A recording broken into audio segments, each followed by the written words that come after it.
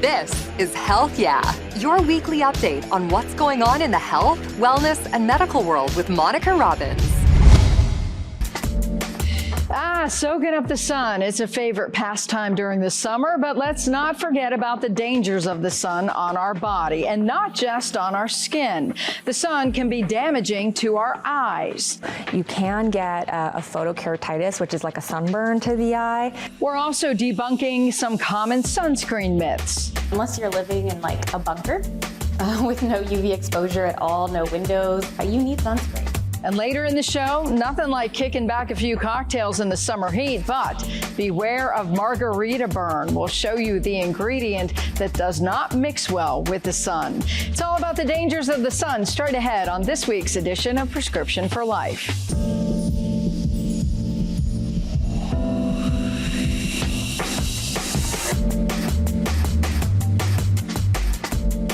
Hello, and thank you so much for joining us. I'm Monica Robbins. The sun certainly has its advantages, from vitamin D to boosting your mood, even helping with your sleep. But its powerful rays can be damaging, especially for our eyes. We'll get to that in just a moment with our expert. But first, you've probably seen something like this in the weather segment of your local TV news, the UV or ultraviolet index. But what does it mean for you and protecting yourself? Overexposure during days with high UV values can be harmful, both in the short term and over long term. Abby Lorico with Verify breaks it all down. Warm days and glowing evenings. The summer sun brings a lot of good to the season, but it also means stronger ultraviolet or UV rays. We turn to the National Oceanic and Atmospheric Administration, or NOAA, their meteorologist, Laura Siasto, and the EPA to verify what you need to know about using the UV index for sun safety. NOAA is a branch of the National Weather Service. Just like precipitation and temperature, it tracks UV radiation in locations across the U.S. Typically, that forecast is made for solar noon of the next day, when we are expecting the UV radiation likely to be strongest. The strength of those rays is measured using the UV index.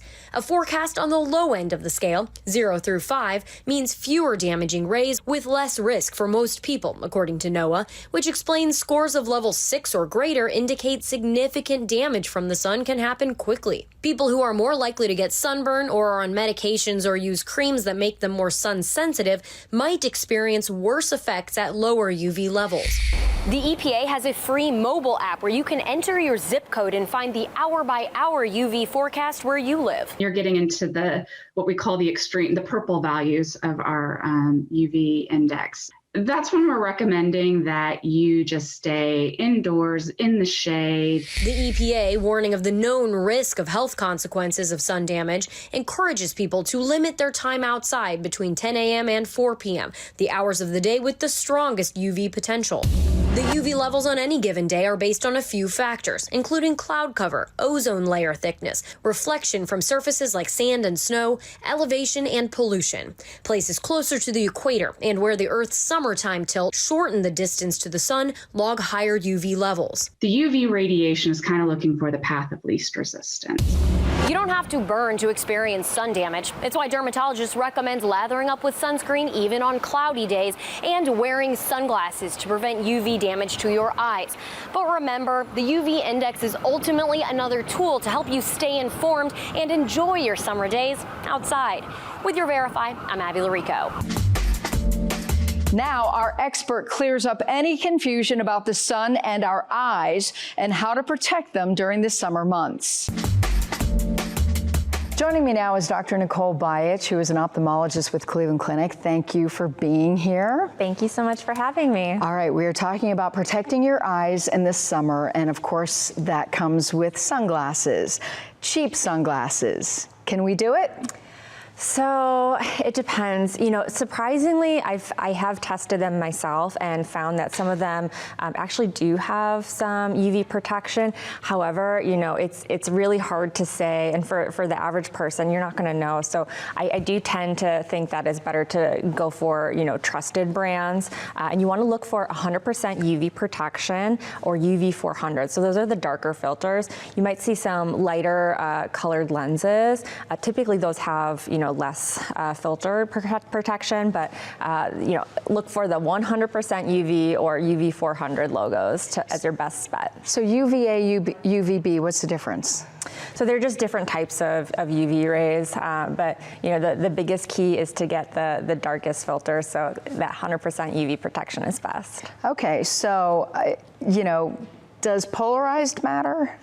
Yeah, so polarization is actually really important, but it can more than filtering out the UV rays, it actually just helps eliminate some of the light scatter that you see. So what that translates to is less glare. So when you're working outdoors or if you're driving, it can be really tough when the bright sun is out in summer, and it can be unsafe when you're squinting. But the polarization actually filters out some of those scattered light rays, so that it makes it safer for you to look and see what you need to see.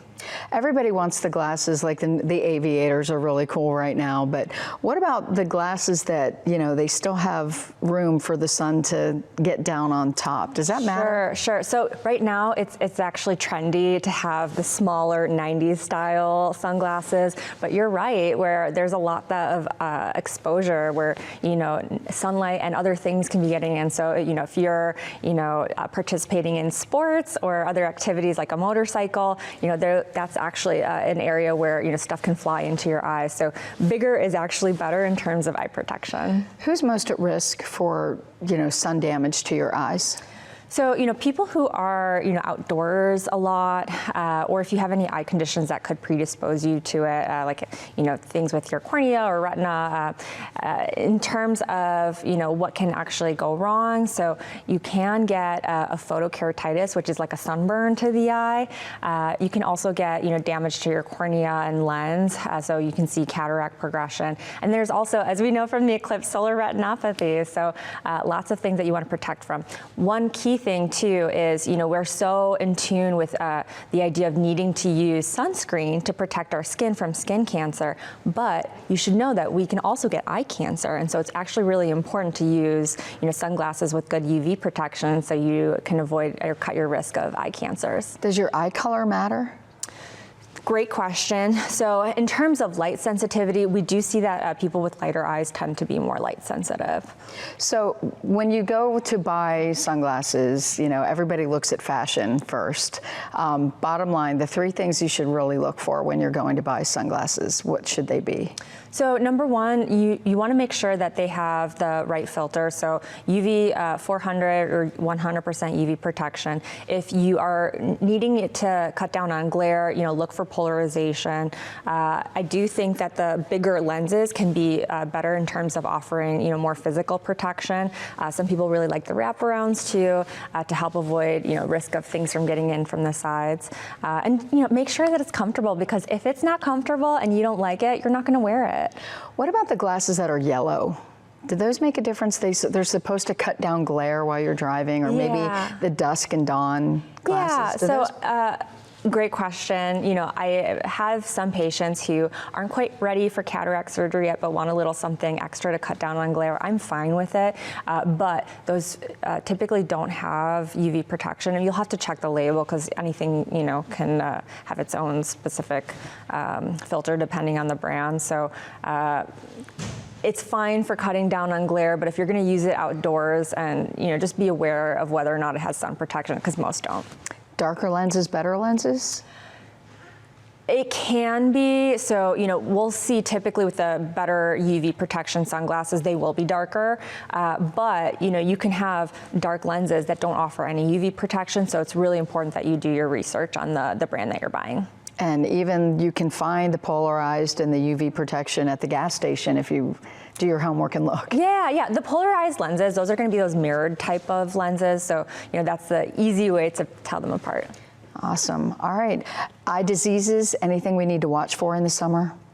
Yeah, so, again, make sure you're not staring directly into the sun, and then using the UV protection, that's really important. One of the things I didn't touch on, the pterygium, so it's surfer's eye, but just that sun exposure can cause a growth, to come over the eye too. So that's another thing to watch out for. Can you have that removed? Like, what do you do for it? Yeah, we remove it with surgery, or sometimes we just watch them.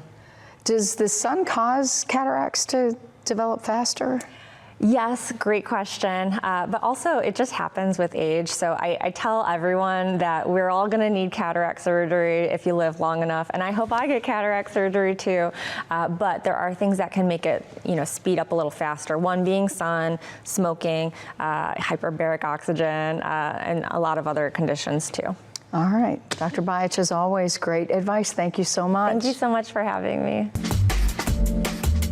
Still ahead, much more on Prescription for Life, including the dangers of mixing lime juice and the sun. And we're debunking some popular sunscreen myths. Unless you're living in like a bunker with no UV exposure at all, no windows, you need sunscreen. Welcome back. We're talking about the dangers of the sun, especially for our eyes. Now, earlier, Dr. Bayich talked about cataracts. And according to the World Health Organization, there are 15 million people in the world who are blind from cataracts. And for up to 10% of these individuals, the cause of many of their conditions may have been exposure to ultraviolet radiation. Yeah, I've got a model here to show. Here's an eyeball model. And I'm going to take off the top here. The front of the eye is a cornea. So behind that is a colored part of the eye, the iris, and behind that is a cataract. This is a lens, and as we age, starting at about age 40, it starts to get more and more cloudy, more for some people than others. And when this thing gets cloudy, not much you can do. Here's the lens. You can't repair this. There's no medicine, no treatment. You have to take it out and put in a new one. Now, there's several different types of cataract replacements you can put in. One will allow you to see it closer a lot better. One will allow you to see farther a lot better. Some people will get one or the other, or one for close-up, one for distance. That can be tricky for some people. If you've got astigmatism, where the cornea is a little bit malshapen, that's what I had, you have to have a different lens called toric. That fixes that. And the newer lenses right now, they can actually be adjusted up or down for distance and far. They tell me sometimes that works well, sometimes doesn't. So the main thing is talk to your doctor. If you need cataracts, talk to your doctor. He or she will help you pick out the best ones for you. A new cataract procedure introduced at one hospital in Jacksonville, Florida, allows for your lenses to be changed with UV light, making your eyesight more precise. Renata Di Gregorio shows us how it works. They're pretty nice glasses, actually. Forget rose-colored glasses. George Wilson has been viewing life through ultraviolet light protecting sunglasses for about 6 weeks, he says. It's, a little inconvenient for a couple months, maybe a little less than a couple months, but it's well worth it in the long run. Perfect, just like that. Wilson is one of the first patients at Florida eye specialists doing a procedure new to the First Coast.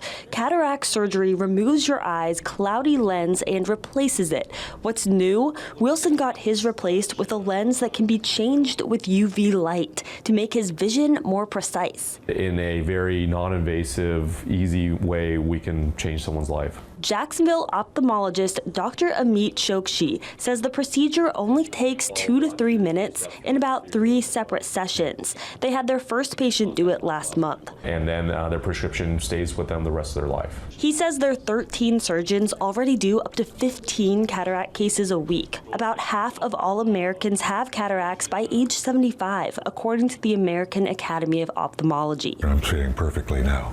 And once the sunglasses come off, he'll see a brighter world, too.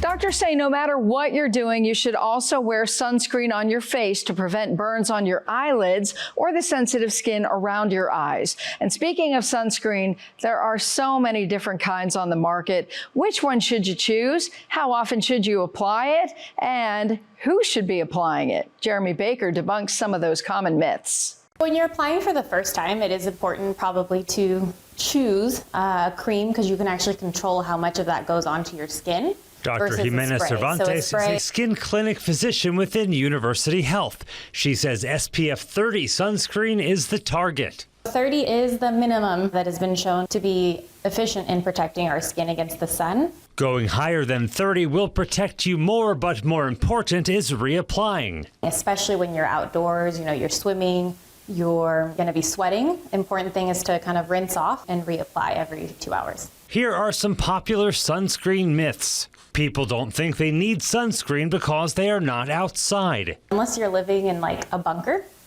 with no UV exposure at all, no windows, you need sunscreen. Even the small little moments that you're going from your car to the grocery store, from your car to work, those accumulate over a lifetime. You don't have to wear sunscreen on cloudy days or in the winter. Even on a cloudy, rainy day, winter, every day the UV rays penetrate through those clouds. And finally, people with darker skin do not need sunscreen. I think that is a common misconception that we don't need to protect our skin as much, but tanning, you get a little bit darker when you're out in the sun. That is burning. So that is affecting your skin in the long term. Knocking back a few cocktails this summer may be fun and relaxing, but there is nothing fun about a wicked rash. I took a look at why margaritas and some other summer cocktails just don't mix with the sun. Nothing better than a summer cocktail with a wedge of lime, but beware, that tasty citrus juice does not mix well with the sun, especially if you get it on your skin. About 24 to 48 hours later, you'll notice some redness. It might be painful, it might blister in those exact areas where it was exposed. And then those blisters and the redness will fade, but you might have some dark skin there that could be there for months or even years later. It's called phytophotodermatitis and can happen to anyone. It's a skin reaction to certain types of plants, including citrus, like limes, lemons, and oranges. But even celery and parsley can cause it. Getting the juice of the lime on you, the rind of the lime has much more of these phytocoumarins. Those are the chemicals that potentiate the sun's effects on our skin. And they have about 10 times as much of the chemical as the pulp or the juice in there. But the juice does have it also. So either contact with either one could produce that. It can happen in about 5 minutes of sun exposure. And because it doesn't happen immediately, most people think they've been exposed to poison ivy. How do you treat it? I want to try not to pop the blister because that would increase your risk of infection. You could put some Vaseline on it. If you were to catch it early enough and it's bad enough, actually high doses of vitamin D might be helpful. So best advice, keep your hands covered while you're cutting citrus in the sun. The reaction usually lasts about 2 to 3 days before it goes away on its own. Now remember to enjoy summer, but please do it safely. That'll do it for this week's edition of Prescription for Life. Thank you so much for watching. We'll be back here with another dose next week. Until then, I'm Monica Robbins wishing you and yours good health. Thank you so much for tuning into Health Yeah. Please find me on Twitter and Instagram at Monica Robbins. Like and follow my Facebook page, Monica Robbins WKYC. Find video podcasts at Monica Robbins channel on YouTube. And please subscribe. Wishing you great health and hope to see you again soon. Thanks for listening to Health Yeah with Monica Robbins from WKYC Studios. Subscribe now so you never miss an update. And find more on everything you heard here on WKYC.com and on the WKYC app.